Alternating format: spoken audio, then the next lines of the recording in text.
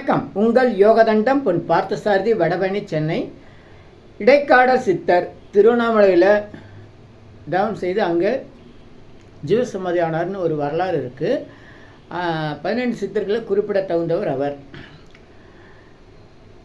பஞ்சம் இன்னும் 10 ஆண்டுகள் கழித்து வரலாம் என்ற ஒரு முன்கூட்டியே கிரக நிலைகளை கணித்து அதுக்காக தயார் நிலையில் தான் வளர்க்குகிற ஆடுகளுக்கெல்லாம் உணவு பஞ்சம் பற்றாக்குறை வராமல் இருக்கணுன்றதுக்காக எருக்கம் இலையும் வரகரிசியும் தயார் செய்து அதை வரட்டியாக்கி சுவரில் பாதுகாத்து வச்சு அது பஞ்சகாலத்தில் அந்த ஆடுகள்லாம் நன்றாக சாப்பிட்டு சிறப்புடன் செழுமையாக இருந்தனால் விதியை மதியால் வெல்லலாம் என்ற நாணயங்களின் வாக்கின்படி தன்னுடைய காலத்தில் ஏற்பட்ட அந்த பஞ்சத்தை தன்னுடைய நம்பி இருக்கிற ஆடுகளுக்கு எந்த விதமான பாதிப்பும் இல்லாமல் தடுத்தவர் சித்தர் இடைக்காடர்.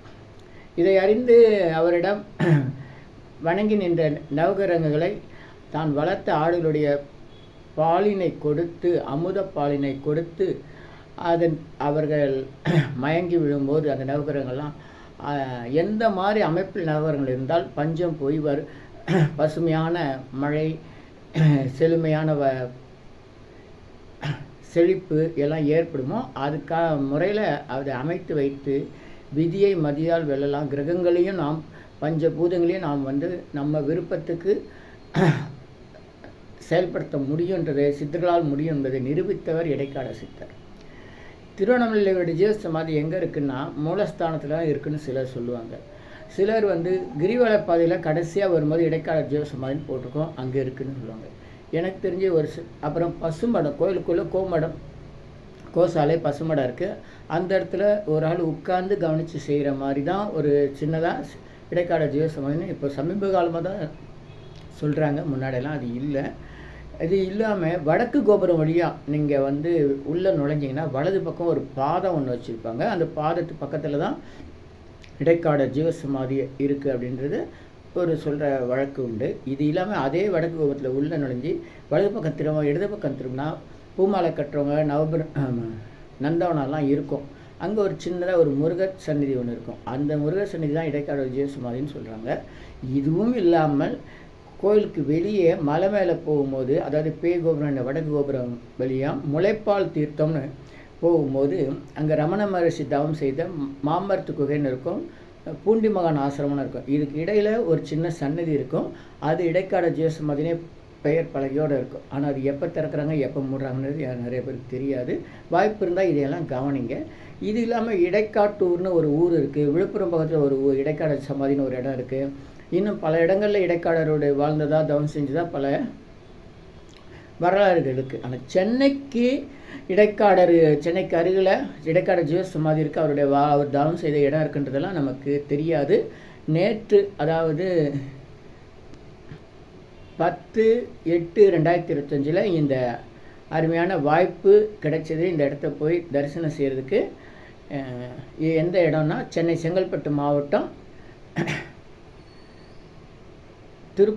செங்கல்பட்டுலேருந்து திருப்பூர் போகும் வழி கொட்டமேடு வழியாக மயிலை கிராமம் இடர்குன்றம் இடத்துல சாமிகள் தவம் செய்த இதில் சிறப்பான வைணவ தலத்தில் அவர் சமாதி ஆகியிருக்காரு. அந்த வரலாறுலாம் அங்கே பதிவு செஞ்சுருக்காங்க. இந்த காணொலியை உங்களுக்காக பதிவு செய்ததில் இடைக்காடருடைய அருள் இருக்கிறதுனால தான் நம்ம இதை செய்ய முடியுன்றதை பரிபூர்ணமாக உணரேன். அந்த இடத்துல போனோன்னா எனக்கு அப்படியே மனசு அமைதியாக, எங்கே போனாலும் மனசு அமைதியாகும். ஆனால் அந்த இடத்துல கிடைக்கிற ஒவ்வொரு இடத்துலையும் அதீத சக்தியை நம்ம உணர முடியும். தயவுசெய்து வாய்ப்பு இருக்கும் இந்த காணொலியில் இருக்க இடங்களெல்லாம் பாருங்கள். உங்களால் முடிஞ்ச திருப்பணிகளை செய்யுங்க. நன்றி, மகிழ்ச்சி, வணக்கம். நல்லோர் நினைத்த நண்பர்கள், நல்லோர் நினைத்த நண்பர்கள், நல்லோர் நினைத்த நண்பர்கள். இனியெல்லாம் நன்மை, எல்லாம் நன்மை. சித்தர் இடைக்காடர் தவம் செய்த இடர்குன்றம். இங்கே சுமார் 200க்கும் மேற்பட்டவர்கள் ஒரே நேரத்தில் தவம் செய்யக்கூடிய அளவு ஒரு பெரிய குகை இருந்ததுன்னு சொல்கிறாங்க. அந்த குகையெல்லாம்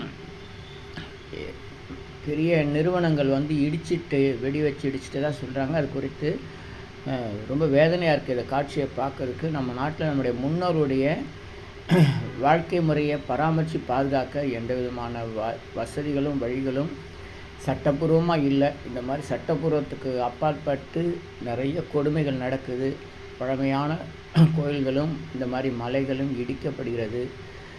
எதிர்காலத்துக்கு எதுவுமே இல்லாமல் போயிடும்ன்ற ஒரு வேதனை தான் இருக்குது. கண்ணெதிரே இந்த மாதிரி நடந்திருக்கு. ஊர் மக்கள்லாம் ரொம்ப வேதனையில் இருக்காங்க. இது மாதிரி தமிழ்நாடு முழுக்க, இந்தியா முழுக்க நிறைய அநியாயங்கள், அழிவுகள் நடைபெற்று கொண்டே இருக்கிறது. என்ன பண்ணலாம் சொல்லுங்கள். எல்லா இடத்தையும் ஏன் இடர்குன்றம்னு போட்டால் இவங்களாச்சும் இடர்குன்றம் அப்படின்னு போட்டுருக்காங்க. விடுதலை சிறுத்தைகள் வச்சு இடர்குன்றம் முகான்னு போட்டிருக்காங்க. அது அந்த அளவுக்கு அவங்களுக்கு நன்றி. இடர்குன்றம் தான் இடர்குன்றமாக இருக்குது. இந்த மலையை பார்க்க எவ்வளோ விடி வச்சு எத்தனை இடிச்சிருப்பாங்கன்னு தெரியுது. மனசு வேதனையாக இருக்குது.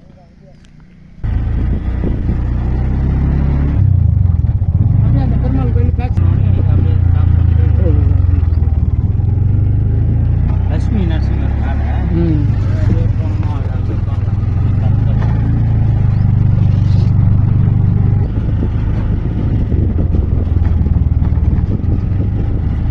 நம்ம கொஞ்ச நேரம் முன்னாடி பார்த்த ஈஸ்வரன் கோயில், அங்கேருந்து வர வழி.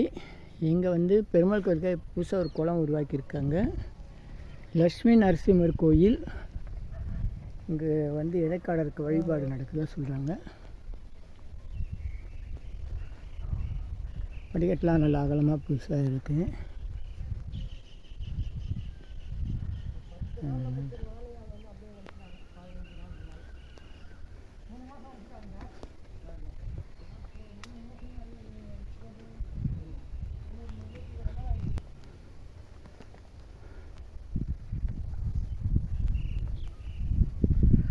லட்சுமி நரசிம்மர்,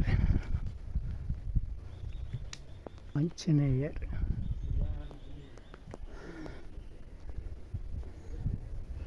மத்தியானம் மணி 3:30 மணி ஆச்சு. பாருங்கெல்லாம் எப்படி இருக்குறாங்க.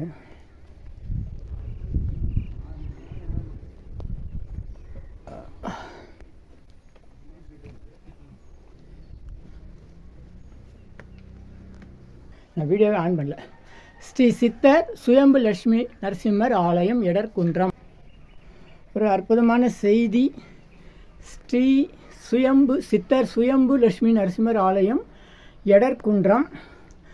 பல நூற்றாண்டுகளாக சுயம்பு வடிவத்தில் பெருமாள், லட்சுமி என்று பெரியோர்கள் வணங்கி வந்தார்கள்.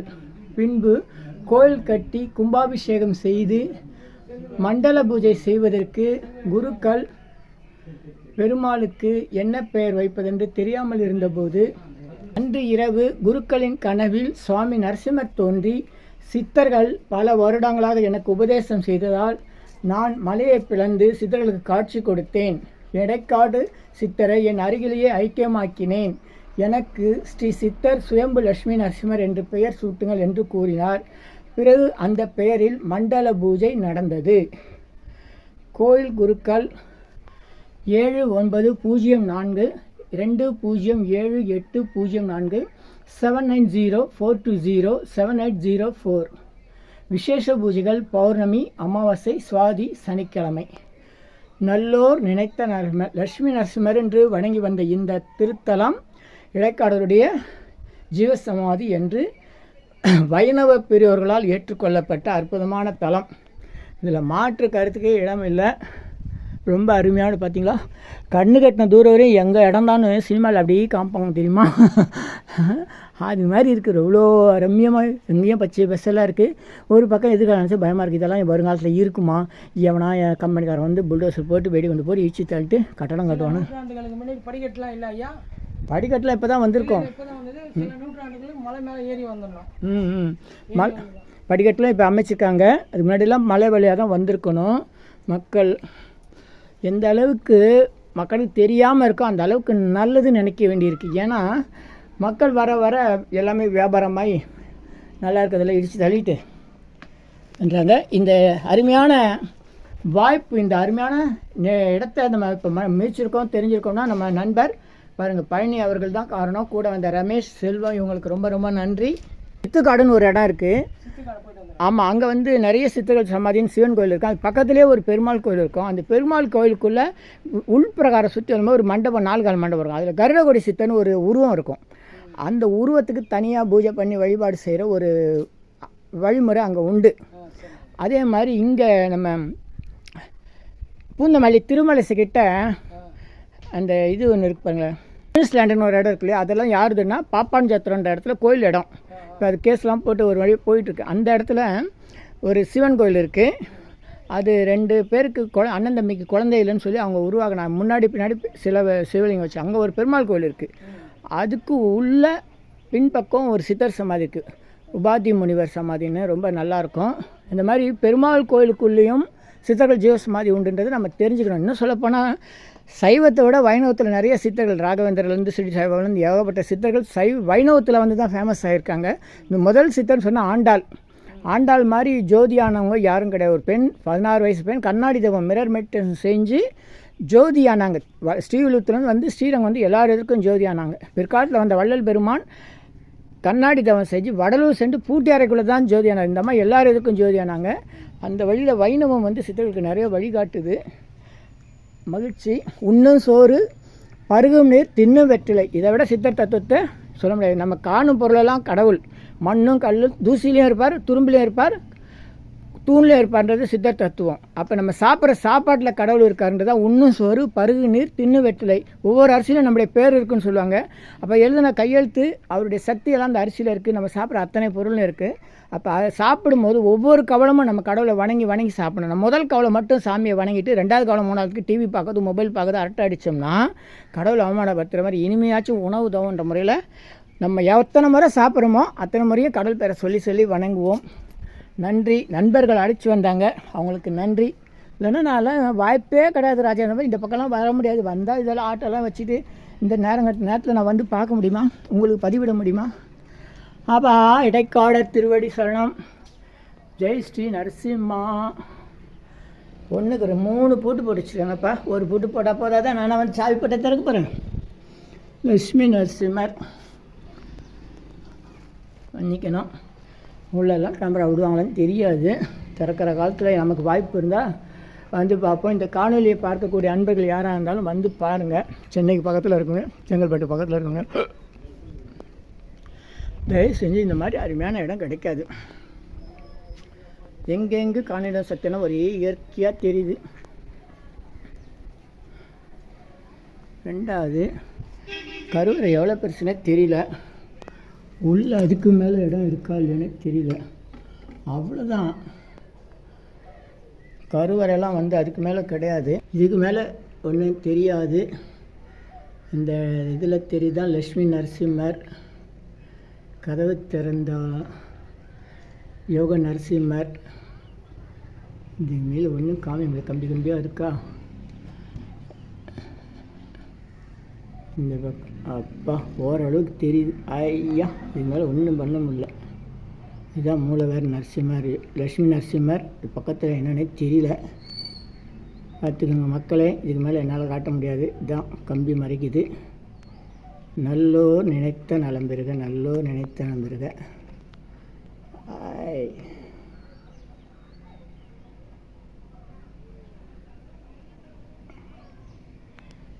இடைக்காடர் ஐக்கியமான இடம், நல்லோர் நினைத்த நலம் பெறுக. அவ்வளோதான் கோயில்.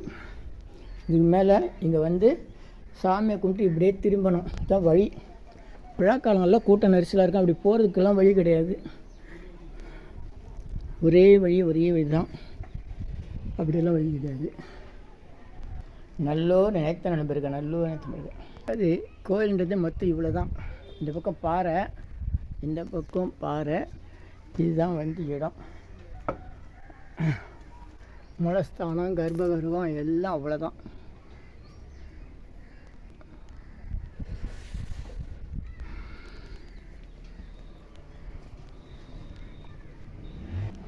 நல்லோர் நினைத்த நலம் பெறுக. ஸ்ரீ சித்தர் சுயம்பு லட்சுமி நரசிம்மர் ஆலயம் இடர்குன்றம். இப்போ நண்பர்கள்லாம் கீழே இறங்கி போயிட்டாங்க. கொட்டமேடு இடம்தான் மயிலை திருமலைஸ்வரர் கோயில் போகிற வழி. பொன்னி ஹோட்டல், மயிலை கிராமம்.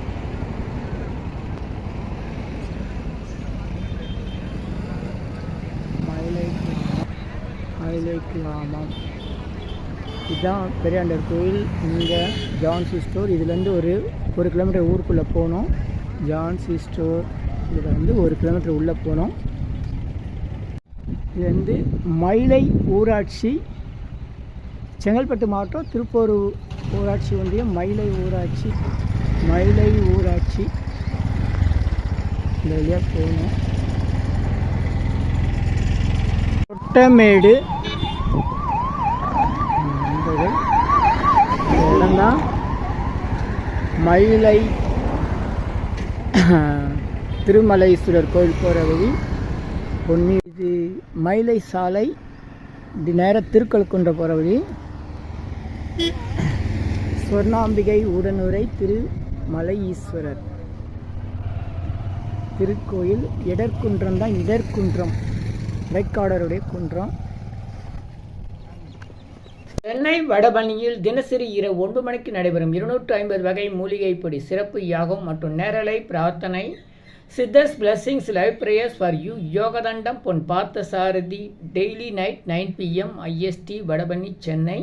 இன் யூனிவர்ஸ் சித்தர் சீக்ரெட்ஸ் 9382689894. இனி எல்லாம் நன்மையே. ஆ உ இ ஓ ஏ இம். 250 அரிய வகை யாகம் செய்யக்கூடிய மூலிகை பொடி.